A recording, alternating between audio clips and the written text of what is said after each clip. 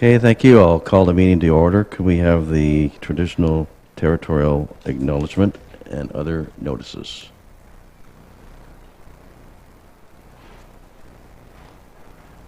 We'd like to begin our meeting by recognizing the First Nation, Métis, and Inuit peoples of Canada as traditional stewards of the land. The municipality is located within the boundary of Treaty 18, region of 1818, which is the traditional lands of the Anishinaabe, Haudenosaunee, and Wendat-Wendat peoples. Our building is a single-stage fire alarm. In the event of an emergency or activation of the fire alarm, please exit the building through the nearest safe exit. Assemble in the east parking area at the Georgian Trail in the Beaver Valley Outreach and await further instructions. For individuals requiring special assistance, please let a staff member know. Please be advised that the Town of the Blue Mountains Council and Committee of the Whole meetings and the committees of council held in the council chamber that are open to the public are live streamed on the town's website, and an archived recording will be posted to the town's website. Those in attendance may be included on this footage. Personal information collected on this video is collected under the authority of the Municipal Act 2001 and or the Planning Act RSO 1990. This video will become a public record and will be publicly available on the Town of the Blue Mountains website. Thank you very much. Can we do attendance, please? All members confirmed their attendance. Great, thank you. Now we proceed to approval of the agenda. Just to let the board know, our right to occupy this room expires at 4 p.m. Unfortunately today, so we're going to have to zip through everything, including our closed session, before 4 p.m. So I might be a little bit ruthless around some of the comments as we deal with our presentation so that we can complete our agenda by that time, which gets me to the approval of the agenda. So I need somebody to recommend that the agenda of January 16, 2020 be adopted as circulated. Are there any additions, though? Don't see any, so it's without any additions. So Patrick, you're moving it? Yep. And seconded by Andrew. Any comments? Procedural items, so I can call for hands. All in favor? Opposed, seeing none, it's carried. Go right into staff reports. So we have Strategy Corp. I'm sorry, any peculiarity. So in accordance with the Municipal Conflict of Interest Act and Town Procedural Bylaw number 2019-56, Attainable Housing Corporation members must file a written statement of interest and general nature with the clerk for inclusion in the registry. I don't think we've received one. Are there any declarations that any board members want to make? Now, I don't see any. If there are any that come up to the meeting, please let me know. Now we can get to Strategy Corp. Thanks, Chair. Hi, everyone. Off the top, I just want to quickly introduce my colleague, Stacy. I'll let her give a quick introduction. She's been a key member of our team on this project. Good afternoon, and nice to meet all of you for the first time. Some of you may have be aware that I've been on this file for several months now, but I haven't had the chance to attend a board meeting in person.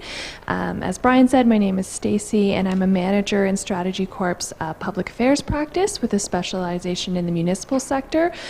Throughout a lot of my work at Strategy Corp, I've been engaged in housing and infrastructure projects across municipalities in Ontario. So I'm very excited to get to present with Brian today, and look forward to the discussion. Welcome very much. Thank you. Great. Thanks, Stacey. So the presentation we have today, I think you all have in front of you and on the projector, really three objectives that we wanted to roll through. One builds off our last meeting in, I guess, late last year. Just a summary of the progress you have achieved over the last year. Secondly, we want to just talk about a go-forward work plan to advance towards construction on the Gateway site and some changes to our scope of work that just are necessary are the natural next steps in this process. And then at the last meeting, you also asked us for a bit more of an action plan on some of the funding options that are available, especially at the federal level. There's some good opportunities coming up, so we've detailed that a little bit more that I think will help. in the short term with our work, and then going forward with hopefully a new executive director soon as well. So that's what we'll run through here quickly, and jump in if you have any questions, or I can take them at the end as well. So, as page 5, I'll go through this part fairly quickly, because you guys are fairly aware of the progress we've made over the last year. But starting with the consultations and efforts to design that conceptual business plan, to have the board set up to think about staffing up and preparing from an organizational perspective to manage affordable housing developments, working through the procurement process, the community engagement approach, and running the RFI with a lot of meetings with local developers and affordable housing developers to make sure we had a good sense of what the market was advising us on and how to move forward.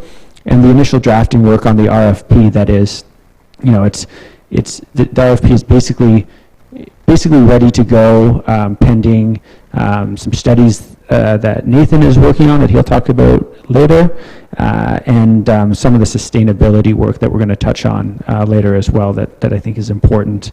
We helped draft the executive director job spec, and we pushed that out to some affordable housing organizations to help share that broadly across Canada, which I think was helpful, and engaged with government on a number of fronts to make sure we had a good sense of the affordable housing programs that were out there, and we'll talk about that a little bit more in going forward as well. Going forward, what we need to do is just a few things. One, expand the timeline to support the executive director's direct involvement in the RFP process to make sure that's aligned and there's some overlap. There's a few opportunities to help de-risk the housing development. First, by doing some upfront community engagement, specifically on the site we're choosing with some of the options around height and density, put out there and for comment with the community. Also, there's some legal documents and draft contracts that a number of RFPs have that help give constructors more certainty about what they're bidding on, and more certainty about the price they bring forward. And there's two specific funding applications at the federal level, one through the Federation of Canadian Municipalities Green Municipal Fund, and one through CMHC, the CMHC seed funding, pre-development funding applications that can help fund some of our work, some of Blue Mountain staff work, which I know they're putting some considerable resources into helping move this file forward, as well as other planning and architectural consultants. And we'll get into a little bit more detail on one particular fund that we're already sort of trying to put together some pieces on later in the deck. Slide 6, I won't really speak to slide 6, but I think it's just a nice summary of where we started almost a year ago, where we are now, and then the end result we want to get to across, identifying key locations, the planning work, the human resources and staffing we need, financing and funding, and then the community support, which is important as well. And slide 7, just for your reading purposes, just really outlines some of the details that were in the RFP we signed with the board early last year, and then some of the expanded scope of work that I mentioned in 2020, and we'll get into some of that expanded work in a second. Slide 8 is really a detailed Gantt chart. And what we want to do is working with the executive director and town staff, Sean and Nathan in particular. This is important obviously for the project and the overall goals of getting housing built, but it's also important to detail this in more ways as we fill out the funding applications. They're really looking to fund projects that have a lot of community and municipality support, so they know they're helping helping get projects off the ground that there's a real certainty to. So I'll leave that with you there. Slide 9 outlines some of the specific costs we've identified for the additional work in 2020. The feasibility study funding application for FCM. That's included in the original scope of our contract, so we're already working on that, and it's a fairly detailed application process. So I would say we're about halfway through, and should have a full application before the end of the month for the board to review. CMHC seed funding application, another fairly detailed pre-development support application, which can cover a little bit more funding, a little bit more activities than the feasibility study. It's about $10,000 to help support writing that. The community engagement support, that's really around getting that assessment and comfort level of the community, making sure they're supportive of the Foodland site, and assessing how high we think we can go, how many units we can put there, and any other concerns the community may have. So just bringing through that planning and zoning process, bringing the community along. The procurement de-risking activities, so it's a lot of the legal documentation that go along with the RFP and support the RFP process. We need to do a bit more work there to make sure that we get a really good, the most competitive price we can get from constructors, and a lot kind of tied in with that de-risking, the legal de-risking activities, is some sustainability advisory services. This work is twofold. One, the town has a sustainability committee. For her desires to make sure that we have as sustainable a project as possible, and so making sure that we have that advice to craft the sustainability criteria appropriately for the RFP is helpful. Also, the funding programs at the federal level in particular have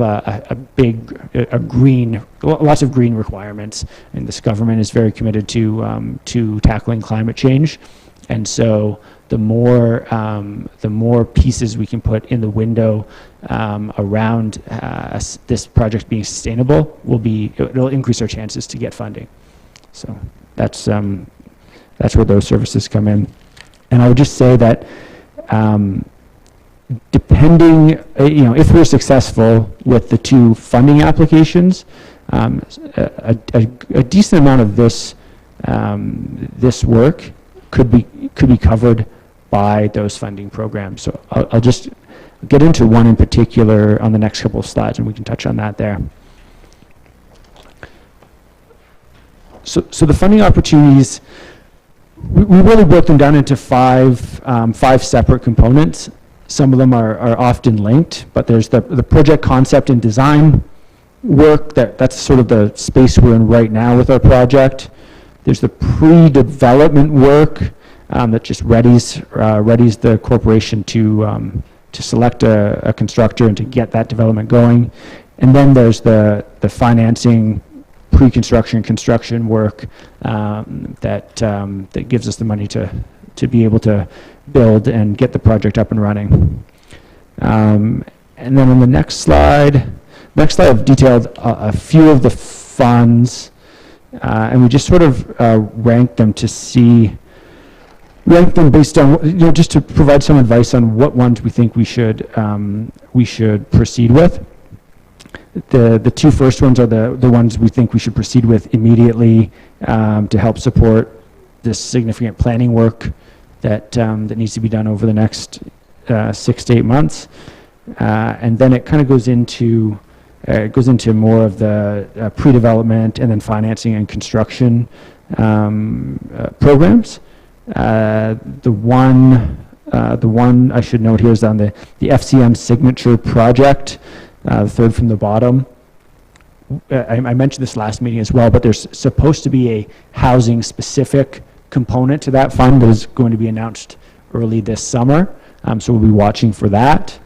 And the Tourism Community and Infrastructure Fund, we've been in touch with Minister Jolie's office to let them know about this project and where we are, just in the hopes of helping them, figure out the design criteria for that program and to make sure that they know they have a project-ready spot to invest some of that money. So, in particular, I just wanted to go into a bit more detail on the FCM Green Municipal Fund. So we've been talking with the sustainability advisor about this fund, and it's really lined up well for our project and I think for the town's broader sustainability objectives. There's to really maximize our chances at getting this funding, what the feasibility study that the funding would sort of technically go towards, it needs to it's better to make sure that it supports not only a specific site and specific project, but also speaks to broader town or corporation policies. So, looking at, okay, if BMAHC is going to build 5 projects over the course of the next 5 to 7 years, what would those sustainability requirements be broadly for the corporation or broadly for the town or a specific area of the town? So we're proposing to frame that application in that way to maximize the benefits, and also to look at what it would take to make the specific project either to a passive house standard or to a zero carbon standard. Doesn't mean, just doing the study and outlining what it would take to get there doesn't mean at the end of the day you have to go that far, but it will give the board detailed, financial analysis to make sure that the project, if you want to go that far, what it's going to entail from a upfront funding perspective, and then perhaps from a reduced operating expense perspective going forward. And so there's a lot of resources and activities, a lot that you've already had planned that can go into this funding application. As I mentioned, some of our work, a lot of the financial advisors' work could go into this program. The sustainability advisor we proposed, and TBM staff resources, other planning consultants that Nathan may have to use to help meet the aggressive timelines we have. A lot of that can go into this program. There's 2 components to the program. We've highlighted the feasibility study, which we know for sure there's funding available, and we have our project sort of meets the broad criteria. There's a second component, which is a pilot project study. We're checking with FCM to see if we can access that program as well. It can top up the feasibility study funding. Feasibility study funding will match $175,000 that the town or corporation put in.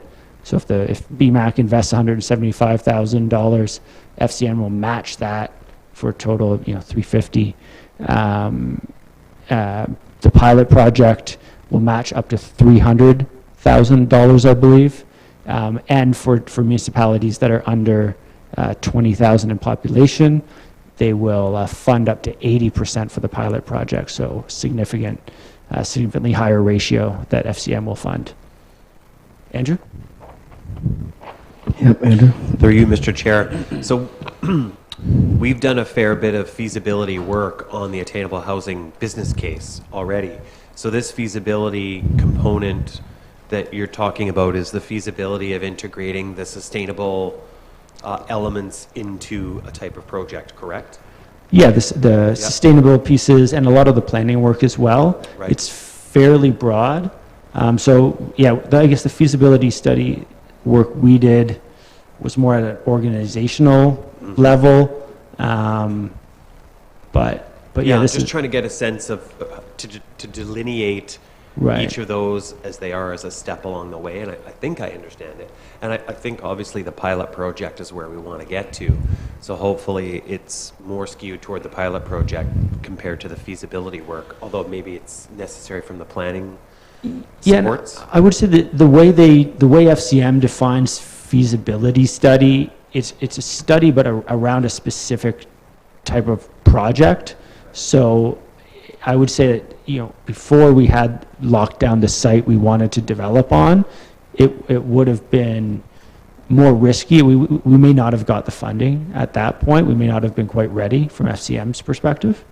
So this is feasibility of the chosen site or sites and then leading to project. That's right, yeah. Thank you. Omar?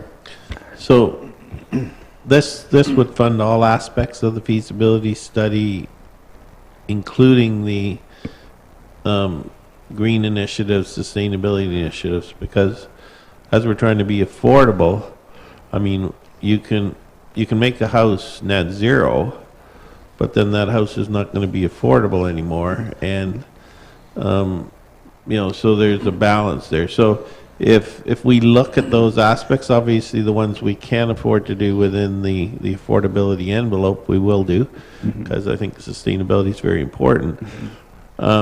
But is there a specification that we have to include everything we look at, or only what's practical?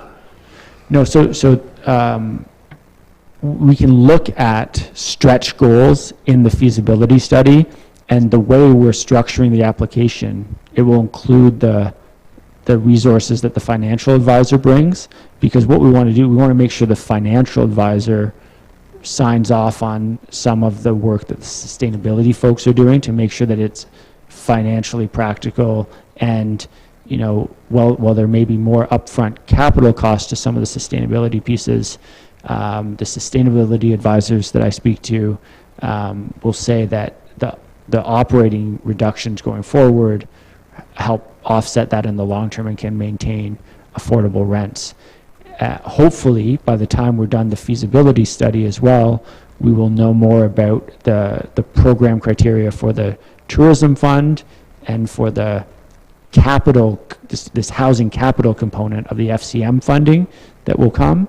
And then we will also be able to say, okay, these programs are requiring X, Y, and Z sustainability measures, and now we have the sustainability analysis and the financial analysis to know what we're getting into when we're making those commitments to apply to that funding. That makes sense. Okay. Okay. So I was getting into, as I was speaking there before, the questions on some of the details on slide 15. So you know, I kind of outlined some of the key criteria that the feasibility study can fund, and different energy efficiency options. I won't go into detail on those. Eligible costs I spoke to. One of the key things about eligible costs is that they will fund costs incurred starting at the date that you submit the application. So that's important, because it may take a month or two, depending on how strong our application is and how many questions they have, to confirm funding. But if we submit February 1st, and then we start, the financial advisor starts, you know, the planning consultants are starting to do their work. Once that funding, once the application is approved, it will fund all of that work, even if it started before the approval. It also funds the work going into drafting the project, the submission as well. So it's pretty flexible that way. I'm sorry, I'm being ruthless here again. When I'm looking at the timing, we have your item and a couple more, and then our closed session item, and then report back and exit by 4. Do you want to maybe jump quickly to what it is you are asking us for approval from today, and how much we're going to have to spend more and what we're likely to get? Maybe just whittle it down to those points. Sure. Thanks, Rob. I can do that for sure. I think So really, I outlined on slide 9 the additional scope costs and what you're going to get, and I think, you know, the key short-term work for us is really these two funding applications for the feasibility study and the CMHC seed funding. That's necessary work to help reduce the overall costs of all of the project readiness work that has to happen before you can select a constructor. Ideally, if we get those funding applications, a good chunk of these costs and others that are outside of Strategy Corp's scope will be funded and will help save the corporation and the town money going forward into that construction phase. So in short, we're asking for approval of that extra scope. With that approval, we will continue to develop the funding applications, get those in, and then work with you, Rob, and the board on finalizing the RFP and finalizing hopefully a feasibility study. If we get that funding, we think the chances are fairly high that we will get that funding, and just continuing to get the site ready for construction. Andrew? Through you, Mr. Chair. We did approve some additional dollars a few meetings back toward the community engagement activities, correct? Didn't we?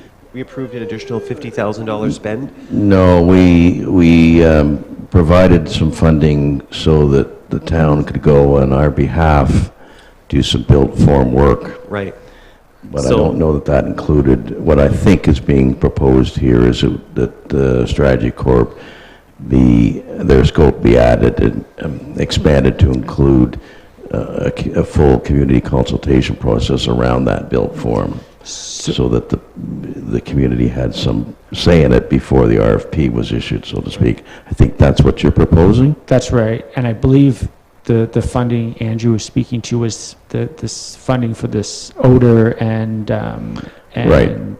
planning studies that Nathan will speak to. Right. And I'll just for clarity, I'm pretty sure it was both, but that we can double check. But that funding for those studies too should be able to be covered off by the FCM feasibility study grant As well. Yeah.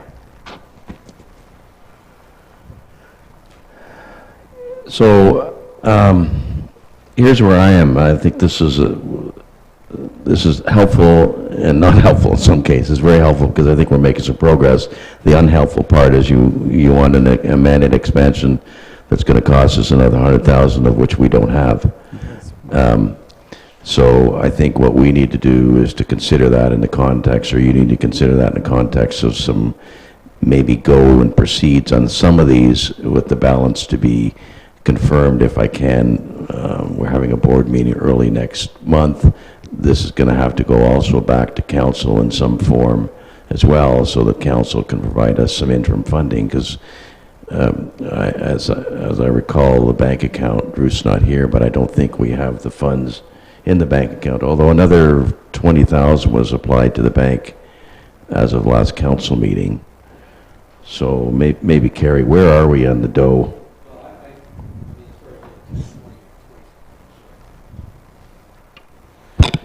In regard to, additional $20,000 or $30,000 we're probably okay on. Any more than that, I think I seriously got to take a look at it. So if I break these down, I get I'll go right to the legal stuff. I get that. I think that makes sense. We need to have, when we go out the RFP, we do need to have draft legal agreements so that bidders can be bidding to some black and white of a legal agreement. Maybe that can be deferred until or does that need to be considered as an expense in order to throw that in the funding basket? From our perspective, I think, Rob, the most urgent pieces to work on are the two funding applications. So what's needed on these lists? What's needed then, so that we can give you the okay to proceed on the funding?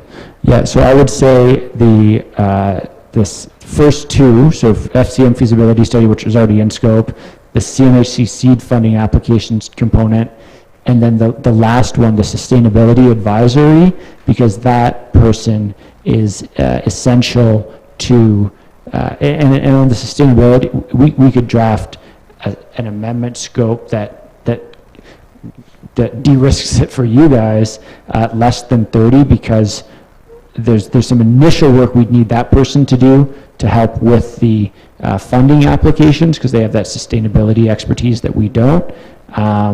So those three would be the more urgent ones that I think we'd want to keep the momentum on.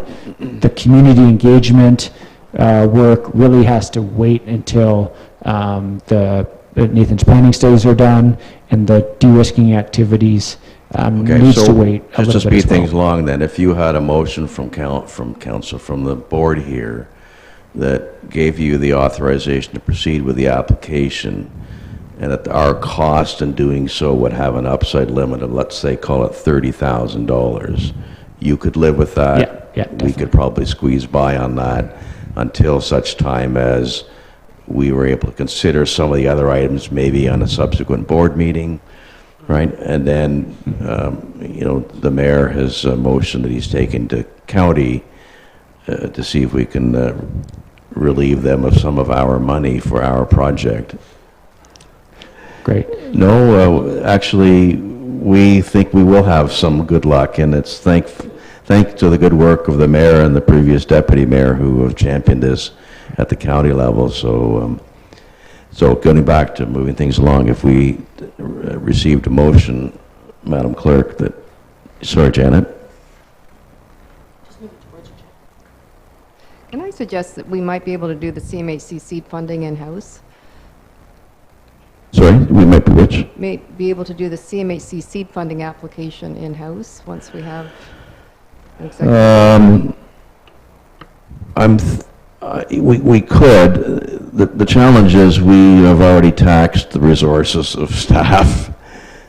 Am I putting words in your mouth, Sean? And I think you were reaching for the microphone. I think we may have we're going to end up paying staff anyhow, because we're trying to actually cover their costs. So I think staff will be involved in that application, but I'd rather have somebody 100% focused on it. But Sean, do you want to speak to that? Yeah, through you, Mr. Chair. I think staff will be ultimately involved in it. I know having the back and forth on the presentation was just identifying what sort of level of resources. Ultimately, any use of the resources over and above would be the direction of council. So if this committee wished for us to consider more in-house, then this committee would actually have to make the request to council.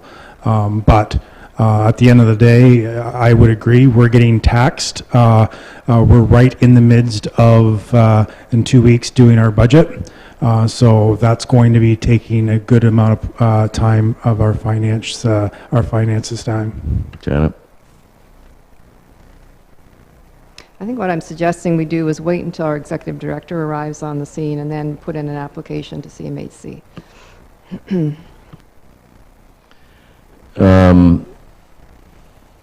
We could do that. I think we're going to be discussing that shortly, as you know. So I think the two might occur simultaneously, actually.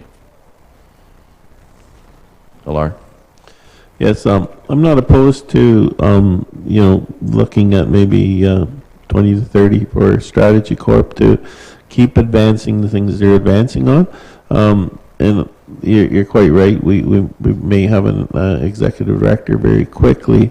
So on that front, then I think it's he or she would then decide what services that he or she still needs from Strategy Corp and where they can help. Obviously, they have a lot of experience and have done some very good work for us here. And, probably on the drafting of the legal documentation, I know our town resources and, obviously there's an area where some help could be had. And then as far as I think it's worthwhile continuing on the assessing the green funding, because it sounds like the feasibility study does not commit us to any build form, but as part of a feasibility study, there is surveying, site plan investigation, there's a lot of stuff that we would have to do whether we looked at the sustainable aspects or not. And I think it's quite correct to say that many sustainable initiatives will have a positive net present value in that, there is a reduction. Additional insulation reduces your heating costs. Using, different heating systems, even though the capital cost may be higher, the operating cost is lower. So it's worth investigating that, because that all brings value to the project. And if we can get FCM to pay for half of that, then that'd be great. And if it shows the project works and we can get to the pilot project stage with these features added and get 80% funding, then that would be even better. So I'd say we continue, and 30,000, I don't have a problem with. And just 2 points on the comments. Thank you for them. One is that there's some overlap between the FCM funding eligible criteria and the seed funding. So there's some benefit of moving forward with both of those at the same time, just to assess what we can put in the seed funding bucket that is can be 100% funding. It can be financing or grant, but it can be more lucrative. And the other thing is, once the executive director is hired, we're fairly flexible. If we have an agreement and then the executive director has time to take over some of the activities at the stage we're at, we're happy to work with them and figure out that new scope at that time as well.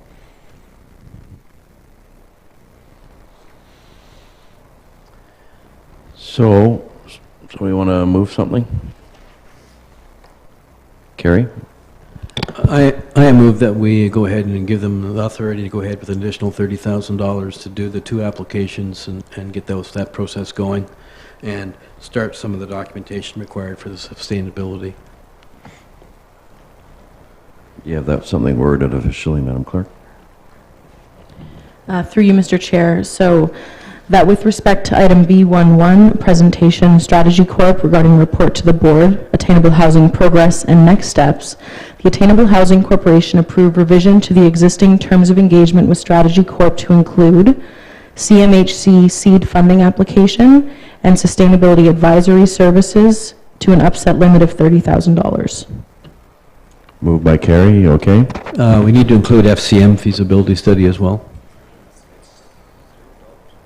Yeah, but include it anyways, even though it's 0. I think he's right. Yeah. Include the FCM feasibility study application as well.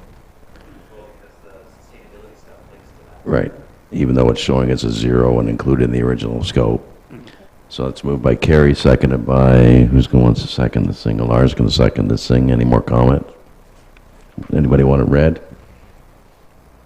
No, so Madam Clerk, you need to call the roll on this one. If you Call could the question. state yes or no. Carrie Eagleson, Yes. Janet Finley. Just move it towards you. Yeah, pull it all the way towards you. Is it off on the side? No? Okay. So it's a no. Patrick Gourley, Yes. Gavin Leach. Yes. Andrew Siegwart. Yes. Are there a bunch on? Patrick, can you turn yours off? Alar Soever. Yes. Rob Sampson. Yes. The motion is carried. Motion's carried, thank you. Can I move now quickly to, all right, sorry. Apologize. So in accordance with the town's procedural bylaw, 15 minutes is allotted at the meeting to receive public comments regarding Attainable Housing Corporation matters included on the agenda. The speaker shall provide their name and address and shall address their comments to the chair. Comments shall not refer to personnel, litigation, or potential litigation matters. Is there anybody from the public who wishes to make a comment? Going once, going twice, sold. So the answer is no, and we'll move on now to staff report. Thank you very much. Nathan, can you give us the real short Reader's Digest version? Through you, Mr. Chair, I'd be happy to. I will provide an update on both items C1 and C2. The item on C1 is that we are forecasting a couple of things on the Community Improvement Plan next steps. There will be a report being provided to the Town's Committee of the Whole on February, I believe it's 11th, itemizing the next steps on that, as well as we've incorporated any required funds that we would need to be able to retain the necessary consulting assistance to be able to make that project move faster. That's in the 2020 budget as well, given that we have been advised by the province that it requires a certain skill set, and no one within our staff, to my knowledge, has the experience having done this quickly. So that is up for council deliberation through the 2020 budget. So that's the update on item C1. If you have any questions, I'm available to answer them. But that's the update. On item C2, we have explored the interest and the appetite on both what I call the D2 assessment. And for those of you that remember, at the recent meeting, we discussed an odor impact assessment through further consultation with the various requirements. It's actually called a D2 assessment.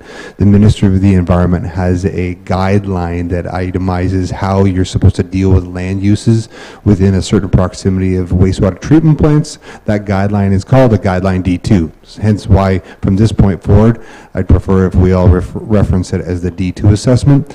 We've gone out to the market, if you will, and obtained quotes with respect to not only the D2 study, but also the built form analysis.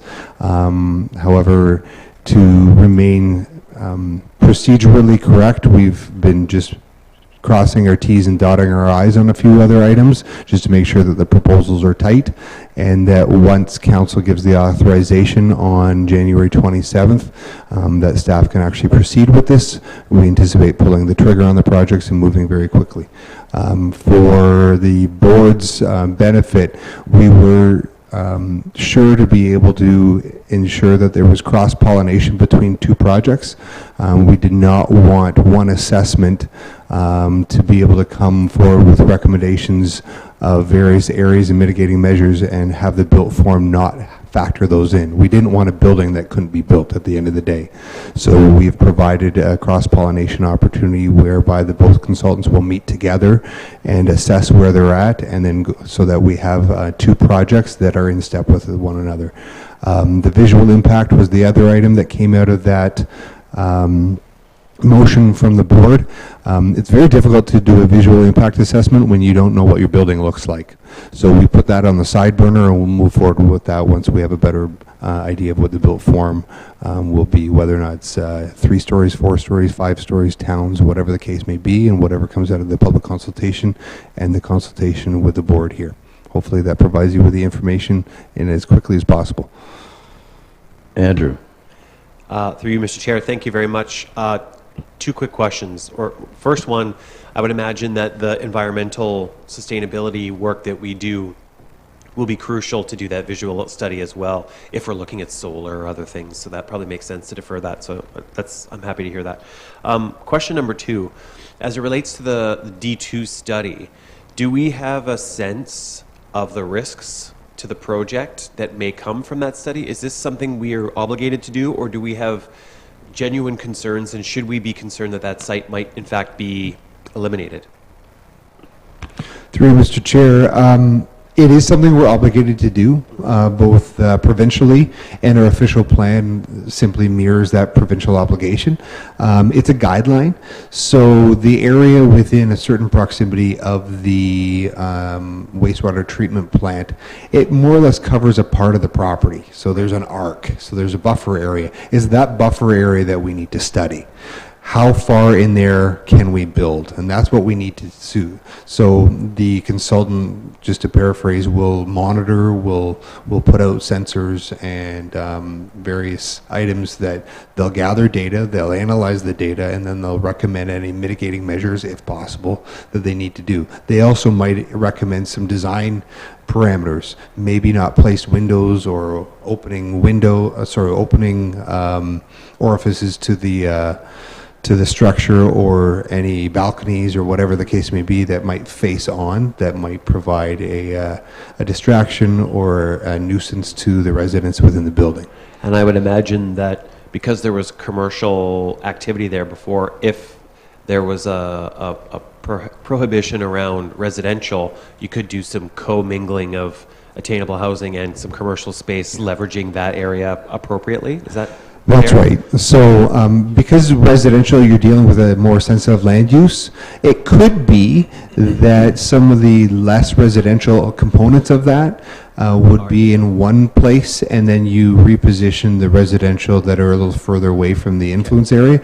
But we have to figure out what that true influence area will be and how to mitigate that. We're not in uncharted territory, but in terms of the town, we are. So we're walking prudently to make sure that we're advising the Attainable Housing Corporation appropriately. Carrie? Thank you. Nathan, do you have a timeline? At this point, we're looking at March. Okay. Janet? A quick question about the actual costs of this work. I assume it's being taken up by the Us. council. Our No, corporation? come of our corporation. The town's doing this on our behalf. It's coming out of our hide. So did we approve an amount for that? Yeah, we did last board meeting. So upper to, sorry, Nathan? We give you an upper limit, right? Through Mr. Chair, that's correct. The upper limit for, and at that point, it was a bit of a guesswork, if I remember. So we put a number, and if that number was exceeded, then my responsibility was to come back. The two quotes that I've received have not exceeded in total. So when you add them both up, we're still not beyond the $50,000 mark that was provided as an upset limit. There is still enough buffer room whereby we can still go out at a future date and receive quotes for the visual impact assessment. At that point, we'll have to see where we sit, and then we'll advise you accordingly. Okay, that's it. I don't think we need a motion. Thank you for your report. Carrie, is this next item critical we deal with now, or can be dealt with in the next board meeting? It'd only take about two Okay, let's minutes. go. This is one of our secondary suite grant applications. I received all the documentation and all the invoices and the charges for it last week, and I've audited them, and I'm satisfied that we meet the obligations. So I'd like to propose that we authorize me to go ahead and issue a check to these people for $5,000, which is the maximum allowable amount on the grant. So you're moving that whereas the Attainable Housing Corporation approved secondary suite application SSAP 2019-01 on August 1st, 2019, subject to confirmation of appropriate approvals and processes by the Town Planning, Development, and Services Department, and whereas the applicants for SSAP 2019-01 submitted proof of cost of work done and a copy of the occupancy permit or proof of final inspection issued by the Town of the Blue Mountains to the satisfaction of the Blue Mountains Attainable Housing Corporation. Now, therefore, the Blue Mountain Attainable Housing Corporation directs the treasurer of the corporation to provide $5,000 to the applicants of SSAP 2019-01 in accordance with the secondary suite application process. Moved by Carrie, seconded by, I'm looking for somebody here, Andrew? No. Alar. Okay. Any comments, questions? Andrew. Through you, Mr. Chair, quickly. So the vetting and assessment that all of the requirements were met was done by yourself? Okay, thank you. Yeah, Gavin? Pull it, there you go.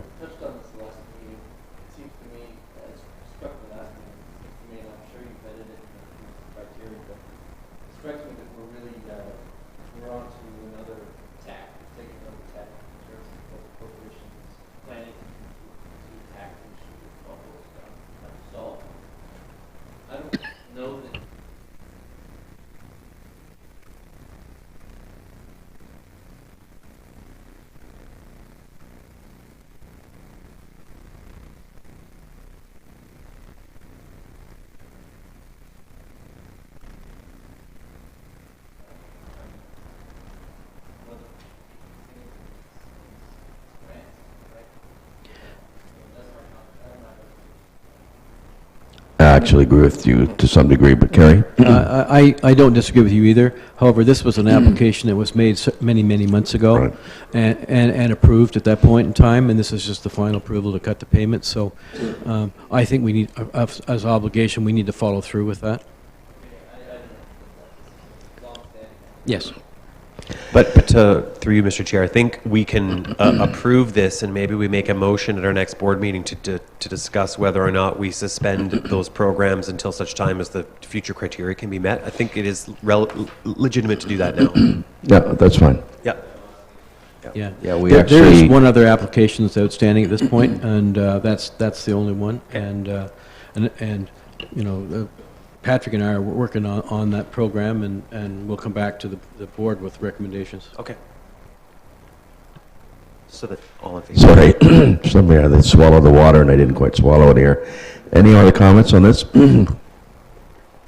So, yes, Alar? Yes, just a quick one. We did authorize at the last board meeting that, I think it was the subcommittee, look at that, come back with recommendations, so that'll be at the next board meeting. Thank you. Call the question, Madam Chair, Madam Clerk. Okay, so Carrie Eagleson, Yes? Janet Finley, Yes? Patrick Gourlay, Yes. Gavin Leach, Andrew Sigwart, Yes, and thank you to the homeowners for helping us. Alar Soever, Yes? Rob Sampson. Yes. The motion is carried. Great, it's carried.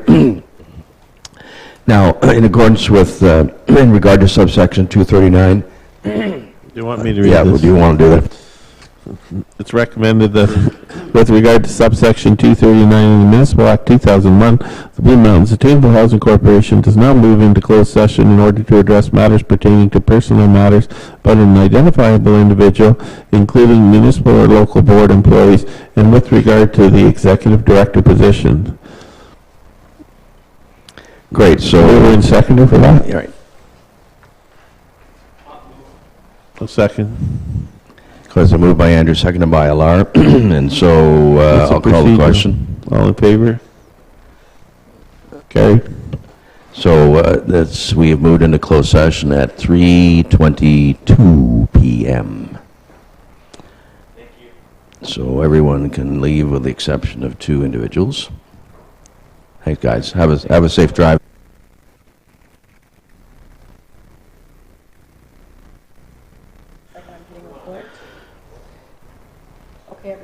Okay, I call the meeting back to order. I would come back at 3:59. I want to report back that the board gave staff some direction as regards to the executive director position. I need a motion then to adjourn for today's, please. It's Andrew, Gavin, I'm going to pick you. I haven't picked you again. All in favor?